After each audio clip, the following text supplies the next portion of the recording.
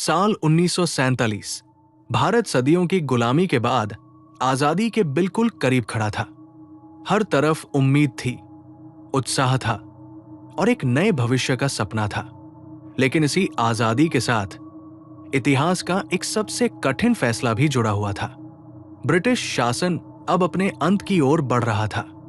देश भर में आजादी की लहर तेज हो चुकी थी। गांव, शहर, गलियां और सड़कों पर एक ही आवाज गूंज रही थी, स्वतंत्र भारत। लेकिन राजनीतिक मंच पर हालात उतने सरल नहीं थे।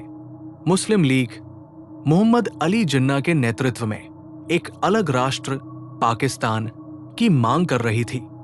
उनका तर्क था कि मुसलमानों के हितों की सुरक्षा के लिए एक अलग देश जरूरी है। वही कांग्रेस एक संयुक्त भारत के पक्ष में थी। लंबी बैठकों, बहसों और बातचीत के बावजूद सहमति नहीं बन पाई। 3 जून 1947 को वो फैसला सामने आया जिसने इतिहास की दिशा बदल दी। भारत को 2 देशों में बांटने का निर्णय लिया गया। एक भारत, एक पाकिस्तान, और सरहदें तय करने के लिए समय दिया गया, सिर्फ 5 हफ्ते। सर सिरिल रैडक्लिफ ने नक्शे पर एक रेखा खींची। ये रेखा सिर्फ जमीन नहीं, बल्कि लोगों की जिंदगियां भी बांट रही थी।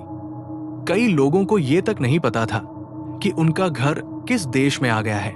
लाखों लोग भारत से पाकिस्तान और पाकिस्तान से भारत की ओर निकल पड़े।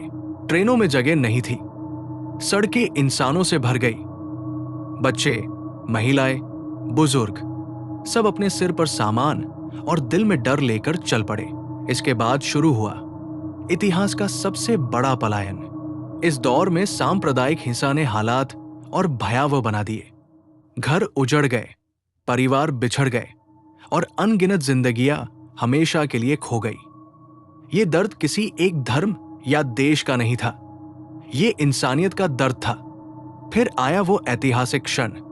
14 अगस्त 1947 को पाकिस्तान एक स्वतंत्र राष्ट्र बना और 15 अगस्त 1947 को भारत ने आजादी की पहली सुबह देखी। 2 झंडे लहराए, 2 नए देश जन्मे, लेकिन बंटवारे की यादें दोनों ओर गहरी थी।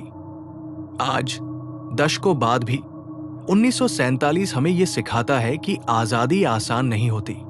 इसके पीछे त्याग, संघर्ष और असंख्य बलिदान छिपे होते हैं।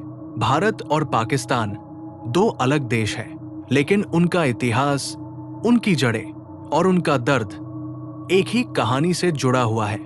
विभाजन 1947, 2 मुल्क बने, लेकिन एक साझा इतिहास हमेशा जिंदा रहा।